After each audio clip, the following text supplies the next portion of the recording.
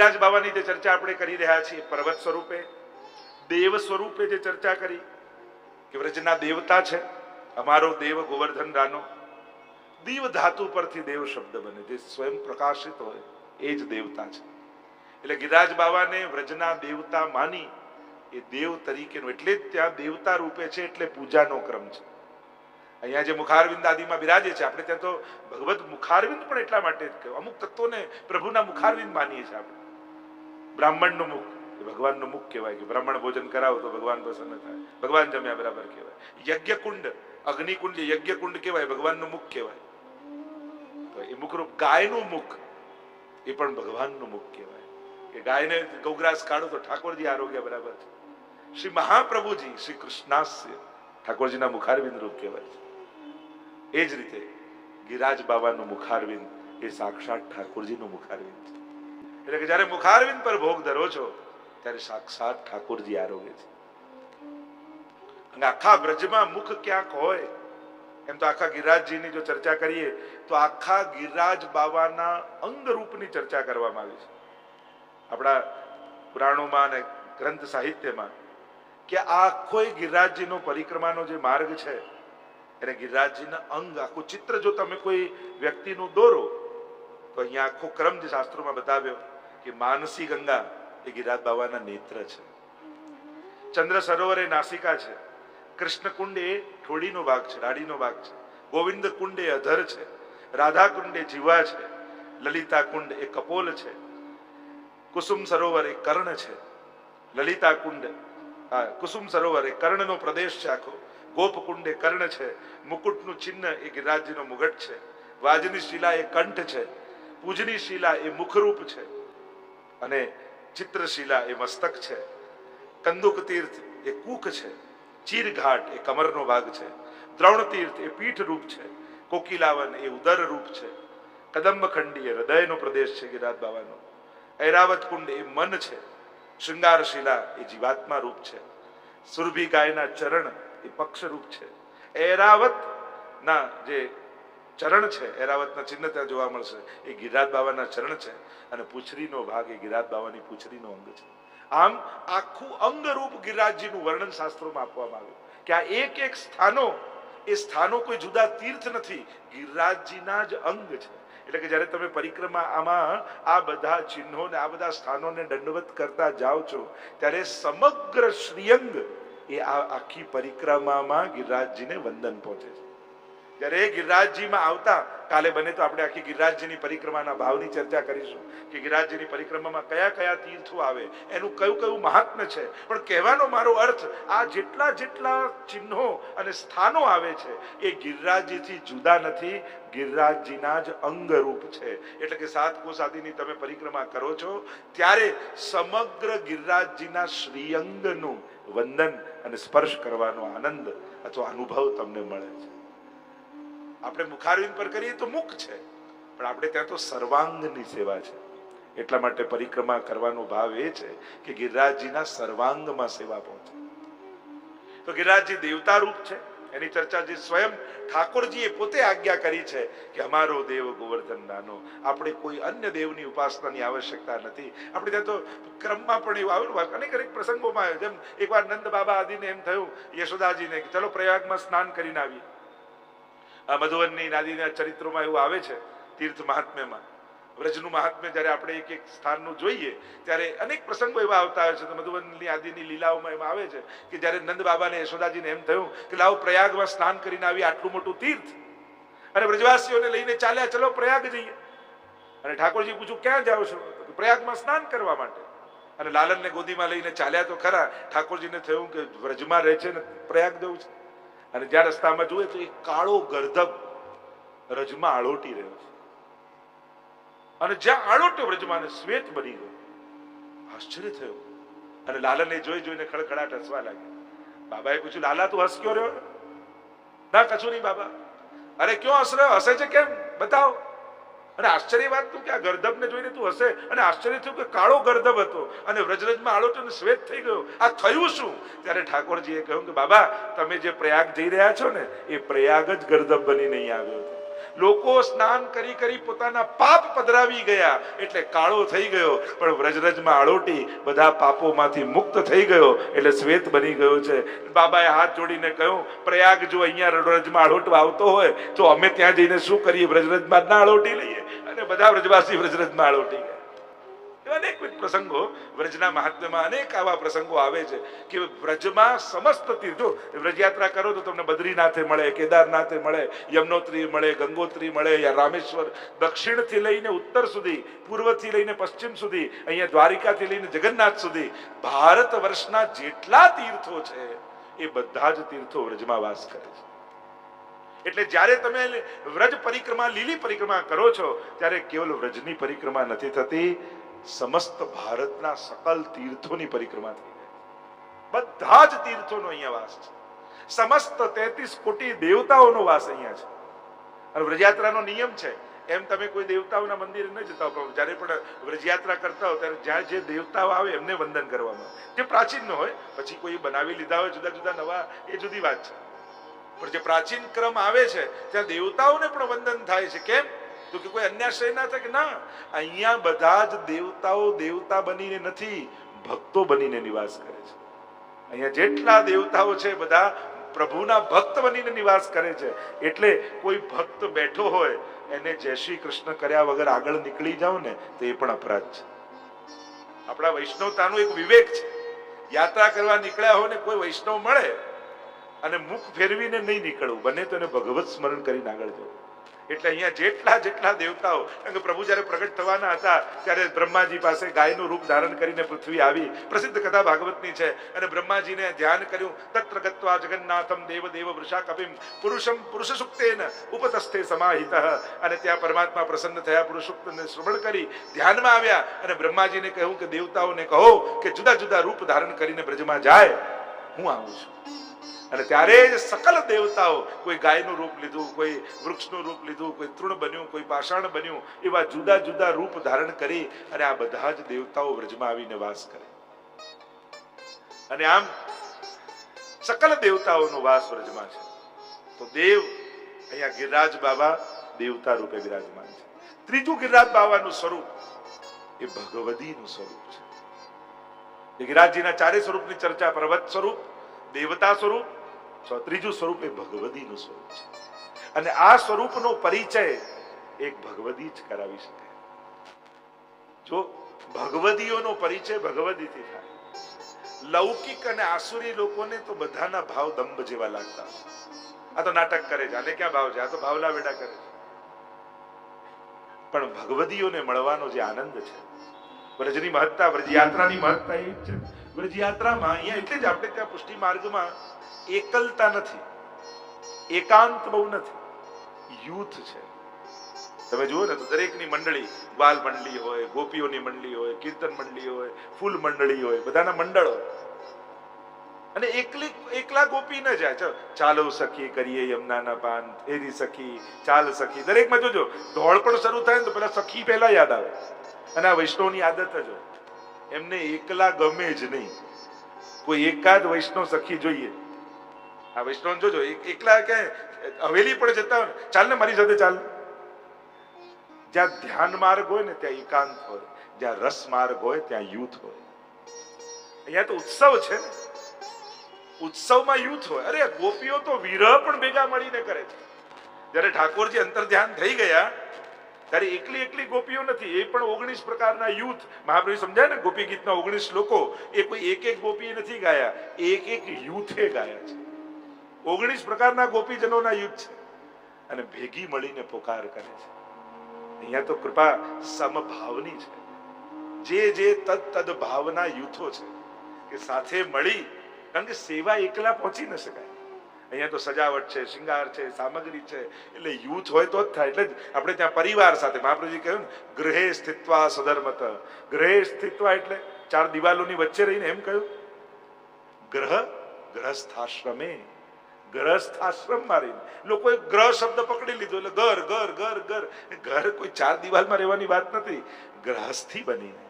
કારણ કે સંન્યાસ લઈને ભગવત સેવા પુષ્ટિ માર્ગીય ન થઈ શકે. એને પોતાને જો ભિક્ષા માંગવા જવી પડતી હોય તો ક્યારે લાવે ને ક્યારે ભોગ ધરે ઠાકોરજી. આપણો માર્ગ એ ગૃહસ્થાશ્રમીનો માર્ગ છે. હા, વિરહનો એવો ઉત્કટ અવસ્થા આવી જાય કે પ્રભુ વગર ન રહી શકાય ને ત્યારે સંન્યાસ નિર્ણયમાં મહાપ્રભુજી સમજાવે છે કે એવા સમયે વિરહ અવસ્થામાં ઠીક છે, બાકી ગૃહસ્થાશ્રમ જ શ્રેષ્ઠ છે. કારણ કે આપણો માર્ગ કોઈ માલાજી બનાવે, કોઈ સામગ્રી બનાવે, કોઈ હવે એકલા સેવા કરવાનું આવે તો જો કેવા ટાઈમ પર સેવા થાય છે, સમય સચવાય જ નહીં. જો એકલા કર, જો સામગ્રી તમારે કરવાના હોય, શિંગારે તમારે કરવાના હોય, માળાજી પણ તમારે કરવાની, વસ્તુ પણ બજારથી તમારે લાવવાની હોય, કમાવા પણ તમારે જવાનું હોય, તો પછી જે લાડ લડાવો છે એવું બધું ન થઈ શકે. અને એટલા માટે જે સેવામાં નથી આવતા પણ તમારા સેવા માટેની સુવિધા કરી આપે છે ને, એની પણ સેવા તમારા હાથે તો પહોંચે જ છે. કારણ કે એ કમાવા જાય છે, વ્યસ્ત થાય છે, કાર્ય કરે છે, ધન લાવે છે, વસ્તુ લઈ આવે છે, એટલે સેવામાં સહાયક તો છે જ. એટલે હવે એવી ફરિયાદ કરતા નહીં કે આ આવતા નથી, એ જાય છે એટલે તમે કરી શકો છો. એમની પણ સેવા, પણ એનો અર્થ ભાઈઓ છૂટ ના લઈ લેતા, તાળી વગાડવાની જરૂર નથી, જવું તો જોઈએ જ. રવિવારે તો રજા હોય ને, ત્યારે તો એમ નક્કી કરવાનું કે આજે જારીજી તો ભરીશ. આવું બધું કહીએ ને એટલે ભાઈઓને બહુ ગમે કે જો અમને કેવી છૂટ મળી ગઈ. પણ જો આપણા હાથે, જો આપણા બદલે કોઈ ભોજન કરી જાય તો ચાલે, એ તો આપણે જ કહીએ ત્યારે જ આનંદ આવે. એમ સેવા પણ આપણા બદલે કોઈ કરે. હા, આપણે લૌકિકમાં યા વ્યવસ્થામાં, લૌકિકમાં તો નહીં કહીએ પણ સેવાની વ્યવસ્થા માટે વ્યસ્ત રહેતા હોઈએ, આ બધા કાર્યો કરીએ. વૈષ્ણવના તો પ્રત્યેક કાર્ય પ્રભુ નિમિત્તે જ હોય. દુકાને પણ જાઓ, જોબ પર જાઓ કે ઠાકોરજી માટે કમાઈને લાવીશ અને મારા ભગવદી વૈષ્ણવ ઘરમાં છે. સંસારના સગા તો છે પણ વૈષ્ણવ પણ છે, એ બધા સુખેથી આનંદથી રહે એની વ્યવસ્થાની જવાબદારી મારી છે. ચલો હું વ્યસ્ત છું પણ એ લોકોને તો એવી બધી સુવિધા કરી આપું કે આનંદથી ભગવત સેવા કરીશ. એટલે તમારે કહેવું કે ઠાકોરજીમાં કોઈ કચાશ કરતા નહીં, હું વધારે મહેનત કરીશ પણ ઠાકોરજીમાં બાંધછોડ ના કરતા.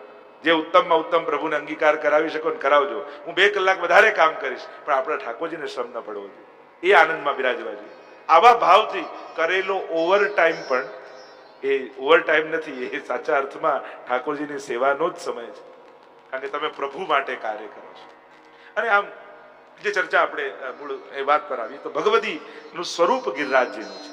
ત્રીજું સ્વરૂપ એ સાક્ષાત એના જેવું કોઈ ભગવદી નથી. અને એટલા માટે ઠાકોરજીએ ગિરિરાજજીનો પરિચય કરાવ્યો ભાગવતજીમાં, એના પહેલા ગોપીજનોએ ઠાકોરજીનો પરિચય કરાવ્યો વેણુ ગીતમાં. વેણુ ગીતની કથા બધા જાણો છો. ઠાકોરજી વનમાં પધારે અને ગાયો ને ગોપોને લઈને વેણુનાદ કરતા કરતા જ્યારે ગૌચારણ કરતા હોય પ્રભુ વૃંદાવનમાં, ત્યારે 2 શક્તિ ગોપીઓને આપતા જાય, દૂરદર્શન અને દૂરશ્રવણ. ગૃહકાર્યથી નિવૃત્ત થયેલી ગોપીઓ બપોરના સમયે ગૃહે ગૃહે ગોપ વધુ કદંબા સર્વે મિલિત્વા સમબાપ્ય યોગમ પુણ્યાની નામાની પઠંતિ નિત્યમ. ભેગી મળે અને ઠાકોરજી વનમાં જે લીલા કરતા હોય એ ગોપીઓને અહીંયા દેખાય, અને જેને દેખાય ને એ ગાય. કારણ કે સમભાવ વાળા ગોપીજનો છે ને, અનુભવ છુપાવીને નથી રાખતા. જો ક્યાંક 2 જગ્યા હોય, ઘણા એવા વ્યક્તિ મળે કે જ્યાં આપણા હૃદયની વાત કહેવાય નહીં તો રસ ઢોળાઈ જાય, પ્રગટ કીએ રસ જાય એવા હોય. અને ક્યાંક એવા સ્વભાવ અને સંભાવ વાળા ગોપીજનો મળે કે વૈષ્ણવ મળે, ત્યાં ભાવ પ્રગટ કરવાથી ભાવમાં અભિવૃદ્ધિ થાય. અરે તને આવો અનુભવ થયો, તારા પર ઠાકોરજીની કેવી કૃપા છે. મને પણ આવો અનુભવ. તમે તમારો ભાવ કહો તો પેલા ભગવદી પણ પોતાનો ભાવ કહે. આપણે ત્યાં તો વાર્તા સાહિત્યનો પ્રસંગ આવે છે ને, પેલા 2 વૈષ્ણવ કુવાની પાર પર મળ્યા અને એવો સત્સંગ ચાલ્યો કે હાડકા સુદ્ધા ત્યાં પડી રહ્યા, એમાં છિદ્રો પડી ગયા કે સત્સંગ તો ત્યાં સુધી પ્રવેશી ગયો. તો 2 પ્રકારના ભક્તો મળતા હોય, બધે કહેવાય નહીં, અને ઉત્તમ ભગવદી મળે તો છુપાવાય નહીં, ત્યાં તો કહી જ દેવાય. ઘણી જગ્યા એવી હોય જ્યાં ભાવ પ્રગટ કરવાથી ભાવ વધતો હોય, અને ઘણી જગ્યા એવી હોય જ્યાં ભાવ પ્રગટ કરવાથી ભાવનો નાશ થતો. એટલા માટે એ વિવેક હોવો જોઈએ કે ક્યાં આપણા હૃદયની વાત કહેવી, ગમે ત્યાં કહેવી નહીં, અને યોગ્ય મળે તો ત્યાં છુપાવવી નહીં, ત્યાં ભાવને પ્રગટ કરવા. ગોપીઓ પોતાના નિજ અનુભવને, કારણ કે જ્યારે પ્રભુના દર્શન કર્યા વ્રજમાં જતા, બરહા પીડમ નટવર બપુઃ કર્ણયો કર્ણિકારમ બિભ્રદ્વાંસ કનક કપીશમ વૈજયંતીમ ચ માલામ રંદ્રાન વેણો રધર સુદયા પૂરયન ગોપ વૃંદય. અને ત્યાં પ્રભુના આ દર્શન કર્યા ને તો સ્વરૂપામૃતનું પાન કરવા લાગી ગોપી. એટલે ગાઈ ન શકી, એટલે સુખદેવજીએ વર્ણન કરવું પડ્યું. સુકવ્વાચ આવે છે વેણુ ગીતમાં પ્રારંભમાં. કારણ કે ગોપીઓ અનુભવ કરે છે પણ અભિવ્યક્ત નથી કરી શકતી. કારણ કે રસનું પાન કરતા હોય ત્યારે ગાન ન થાય. એટલે જો અષ્ટ સખાના 2 સ્વરૂપો આપણે ત્યાં કહીએ છીએ કે જે આ વિશાલ સખા અને આ સખી, દરેક ભગવદીઓના એક સખી સ્વરૂપ. 3 જન્મની વાર્તા જુઓ, સખાની વાર્તા જુઓ, દરેક સખા રૂપ પણ છે લીલામાં અને સખી સ્વરૂપ પણ છે. કારણ કે દિવસના સમયે સખાઓ જોડે છે. સ્વરૂપામૃત સાથે હોય અને અમૃતનું પાન કરતા હોઈએ તો પાન કરતા હોઈએ ત્યારે ગાન ન થઈ શકે. જેમ તમે દૂધ પીતા હો અને ઘૂંટડો મોઢામાં હોય અને કોઈ પૂછે કેવું છે, ત્યારે તમે વર્ણન ના કરી, ત્યારે હા મીઠું છે. પણ જે ક્ષણે પાન છે એ સમયે ગાઈ નથી શકાતું, કહી નથી શકાતું. તો સખાઓ પાન કરે છે દિવસે તો ગોપીઓ ગાય છે, એ દૂર છે. અને દિવસ પૂરો થાય ને રાત્રિમાં રાસ થાય ત્યારે ગોપીઓ નિકટ છે એટલે એ પાન કરે છે, એટલે સખા રૂપે ગાય છે. એટલે અષ્ટ સખાના 2 સ્વરૂપો કયા, સખા રૂપ પણ અને સખી રૂપ પણ. કારણ કે દિવસની લીલા પણ ગાવાની છે અને રાત્રિની લીલાનો પણ ગાવાની. તો દિવસે એ જ સખા બની જાય છે અને રાત્રિ એ જ સખી બની જાય છે અને એ અમૃતનો અનુભવ કરી અને એનું ગાન કરે છે.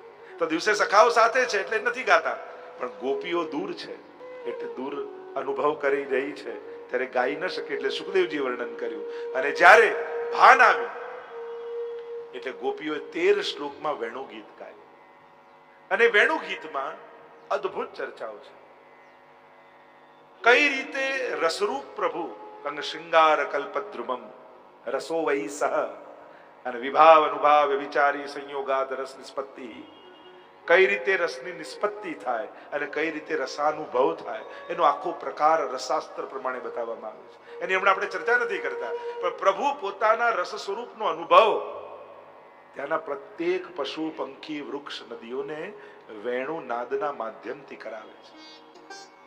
અને વેણુ નાદના માધ્યમથી પોતાના સ્વરસનો અનુભવ કરાવવો એને જ વેણુ ગીત કહેવાય. વેણુ ગીત એટલે વાંસળી વગાડવી જ નહીં.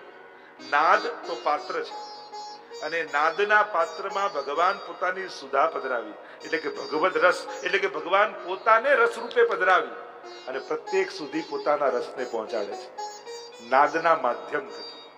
એટલે જે એ નાદ સાંભળે છે એને કેવલ કાનમાં નાદ નથી સંભળાવતો, પણ એને રૂવાડે રૂવાડે ભગવત સંબંધ થાય છે, ભગવદ રસ. આ પ્રક્રિયાને વેણુ ગીત કહેવાય. તો વેણુ રવ, વેણુ કુંજન, વેણુ નાદ અને વેણુ ગીત, આ 4 શબ્દ છે. અને એની પણ બહુ ગહનતમ ચર્ચા છે. તો ઠાકોરજી જ્યારે વેણુ નાદ કરતા કરતા વૃંદાવનમાં પ્રવેશ કરે છે ત્યારે ગોપીઓ એક ના દર્શન કરે છે.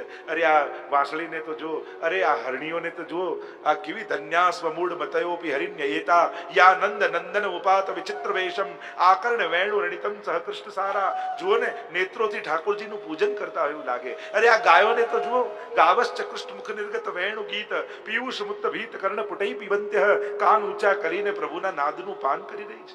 અરે આ નદીઓ, આ પક્ષીઓને તો જુઓ કેવી છે. આ પક્ષીઓ પોતા પ્રાયો બતામ વિહિગા મુનિયો વનિસ્મિન કૃષ્ણે ક્ષણાસ્તદુદીતમ કલવેણુ ગીતમ આરુહ્ય યે ધ્રુમભુજાન રુચિર પ્રબાલાન શૃણવંતિ વિલિત દશો વિગતાન્ય વાચ.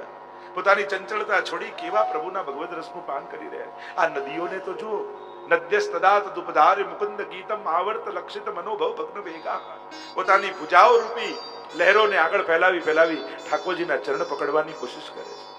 અરે આ પુલિંદ જીવોને તો જો, ગિરાજીની તરેટીમાં રહે છે પણ પૂર્ણા પુલિંદ ઉરુગાય પદાબ્જ રાગ શ્રી કુમકુમેન દૈતાસ્તન, એમ બધાનું વર્ણન કરતા કરતા કરતા ગોપીઓની દ્રષ્ટિ હવે ગિરિરાજ બાબા ઉપર કે આ વેણુ નાદનો પ્રભાવ આમની ઉપર શું થઈ રહ્યો છે. અરે અત્યાર સુધી તો અમે એમને પર્વત માનતા હતા, પણ હંતાય બદલ બલા હરિદાસ એ અવલા એ હંત, આ કોઈ પર્વત નથી. હંતાય બદલ બલા, આ અદ્રી, આ પર્વત એ કેવલ પર્વત નથી, હરિદાસ આ તો પરમ ભગવદી છે. આ જેટલા ભગવદીઓને અમે વર્ણન કર્યા, આ બધા ભક્તોમાં શિરમોર કોઈ હોય તે ગિરિરાજ બાબા છે. ભાગવતજીમાં 2 જણાને હરિદાસ વર્ય કયા છે. પ્રભુના દાસોમાં પણ વર્ય, હરિદાસ તો ઘણા છે, ભાગવતમાં હરિદાસ ઘણા છે, પણ એક પ્રહલાદ અને બીજા ગિરિરાજ બાબા. અને એમાં પણ ગોપીજનોએ જો કોઈ ભગવદીના વખાણ કરે ને તો તો આપણને લાગે કે આ બહુ મોટા ભગવદી. આપણે કોઈ વલ્લભ કોઈ ભગવદી એમ કે પેલા બહુ મોટા ભગવદી છે. ખરેખર એમનો ભાવ કેવો નિશ્ચલ છે, કેવો નિષ્કામ છે, કેવો વિશુદ્ધ પ્રેમ છે. અને જ્યારે કોઈ ભગવદીના મુખે કોઈના વખાણ સાંભળીએ તો કેવો એ ભગવદી હશે. તો વિચાર કરો, પ્રભુના ભક્તોમાં શિરમોર કોણ? તો કે ગોપી પ્રેમ કી ધ્વજા, જીન ગોપાલ કિયો વશ, ઉર્ધરી શ્યામ ભુજા. પ્રભુના ભક્તોમાં, કૃષ્ણ ભક્તોમાં શિરમોર કોઈ ભક્તો હોય તે ગોપીજનો. અને ગોપીજનો કોઈને પરમ ભગવદી કહેતા હોય તો વિચાર કરો, એ ગોપીઓથી પણ અધિક મોટું ભક્ત છે. એ કેવો ભગવદી હશે જેની પ્રશંસા ગોપીઓ કરે છે. એવા હરિદાસ વર્ય, અંતાય મદ્રિર બલા હરિદાસ વર્ય. હરિદાસ વર્ય કોને કહેવાય? જેનામાં 10 પ્રકારની ભક્તિ સિદ્ધ હોય એ જ હરિદાસ. અને એમાં પણ પુષ્ટિ ભક્તિમાં તમે જુઓ, એના લક્ષણ ગોપીજનો બતાવે છે કે હરિદાસ વર્ય કેમ છે. અંતાય મદ્રિર બલા હરિદાસ વર્યો. પહેલું લક્ષણ, યદ રામ કૃષ્ણ ચરણ સ્પર્શ પ્રમોદ. ભક્તનું પહેલું લક્ષણ છે પ્રભુના નામ, પ્રભુના રૂપ યા પ્રભુના સ્પર્શથી રોમાંચ. આ ભગવતીનું પહેલું લક્ષણ છે. કૃષ્ણ નામ જપતે શ્રવણ સુન્યોરી આલી, ભૂલી રી ભવન હોતો બાવરી વહે. ઠાકોરજીનું નામ ગોપીઓ સાંભળે છે અને મૂર્છિત થઈને પડી જાય છે. કૃષ્ણ નામમાં આવો પ્રેમ, એવી આસક્તિ કૃષ્ણમાં છે કે કેવલ એનું નામ કાફી છે. જો આપણને સજાવટ જોઈએ, વ્યવસ્થા જોઈએ, આપણને એમ થાય જેટલી મોટી સજાવટ થાય એટલો ભાવ વધારે જાગે. અરે પ્રેમ માટે કેવલ કૃષ્ણ કાફી છે. સજાવટ તો આપણા આનંદની અભિવ્યક્તિ છે, આપણા ભાવની અભિવ્યક્તિ છે. જેને સ્નેહ છે એના માટે તો એનું નામ કાફી છે. કોઈના મુખે કેવલ કૃષ્ણ નામ સાંભળી લે ને તોય ગોપીઓ બ્રજ કે બિરહી લોગ બેચારે, અને કેવલ નામ સાંભળી લે તોય મૂર્છિત થઈને ગોપીઓ પડી જાય. આવું કૃષ્ણમાં પ્રેમ છે. અને જેનામાં પ્રેમ હોય ને એનું નામ સાંભળવું સહજમાં ગમે. કોઈ માને ના બાળકમાં પ્રેમ હોય, સ્નેહ હોય, વાત્સલ્ય ભાવ હોય તો કોઈ 4 વાર એના દીકરાનું નામ લે ને તો એનું ધ્યાન ત્યાં જ રહે. એની વાત કરે છે, એની વાત કરે છે, એને આનંદ થાય. ગુણગાન પેલા ના થતા હોય ને આનંદ આને થતો હોય. કોઈ પત્ની ને એના પતિના વખાણ થતા હોય તો એને ગુણગાન, તો એને પ્રસન્નતા થાય. જ્યાં સ્નેહ હોય ત્યાં સહજમાં એના નામમાં આસક્તિ થાય. એટલે નામ રૂપ લીલા ને ધામ. કોઈ વ્યક્તિનું તમે બહુ નામ સાંભળો ને તો તમને એમ થાય કે એકવાર તો એને જોવો છો. આટલું એનું નામ સાંભળ્યું છે એટલે નામમાં આસક્તિ થાય ને તો રૂપમાં આસક્તિ થાય. રૂપ તમે જુઓ અને ત્યારે એમ થાય કે આ બધી લીલાઓ સાંભળી છે તો આ બધી કઈ રીતે કરતા હશે, ક્યાં કરતા હશે.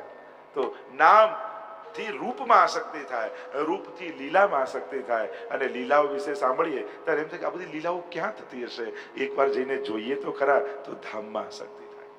તો નામથી શરૂઆત થાય અને ધામમાં પ્રાપ્તિ થાય. એવું ભગવત નામમાં એવો પ્રભાવ છે. એટલે સૌથી પહેલું લક્ષણ રોમાંચ. એટલે ગોપીઓએ કહ્યું યદ રામ કૃષ્ણ ચરણ સ્પર્શ પ્રમોદ. ઠાકોરજી અને દાઉજી યદ રામ કૃષ્ણ. જો આપણે ત્યાં ઠાકોરજી અને દાઉજીને બે જુદા કરીને નથી જોતા, બંનેને એક જ કરીને જાણીએ છીએ. એટલે વક્ત્રમ રજેશ સુતયો, ગોપી ગીતમાં વેણુ ગીતમાં પહેલા જ કહ્યું વક્ત્રમ રજેશ સુતયો. ઠાકોરજી અને દાઉજી બંને આવે છે પણ બંનેના મુખ માટે એક વચન વાપર્યું. બંને એક જ રૂપ છે, એ જ વ્યૂહાત્મક છે. એટલે બંનેને, એટલે જ પુષ્ટિ માર્ગમાં શ્યામ દાઉજી છે. એમનું વર્ણ હતું ગૌર, શ્વેત રંગના હતા, પણ તમે બ્રજમાં દાઉજી જોઈ તો શ્યામ રંગના. એટલે કે જે કૃષ્ણ આવેશિત દાઉજી છે એ કૃષ્ણ રૂપ જ છે. એમને જુદા કરીને જોવાતા નથી અને આપણે ત્યાં જુદા ભજાતા નથી. કૃષ્ણમય એમને જોવાય છે અને એ જ દાઉજીનું આરાધન આપણે ત્યાં થાય છે. અહીંયા યદરામ કૃષ્ણ ચરણ સ્પર્શ પ્રમોદ. એટલે કે જ્યાં દાઉજી અને ઠાકોરજી ગૌચારણ કરતા કરતા ગિરિરાજજી ઉપર આવે અને એમનો ચરણોનો સ્પર્શ થાય અને સ્પર્શ થતા જ ગિરિરાજ બાબાના રોમાંચ થઈ જાય. એટલે કહું કે આ જેટલા ગિરિરાજજી ઉપર વૃક્ષો દેખાય છે ને, ઝાડીઓ દેખાય છે ને, તો ભગવદીઓએ કહ્યું, આચાર્યોએ કહ્યું એ વૃક્ષો કે લતાપતા નથી, ઠાકોરજીના સ્પર્શથી ઉભા થયેલા એમના રૂવાડાઓ છે. ગિરિરાજ બાબા આ રોમ છે.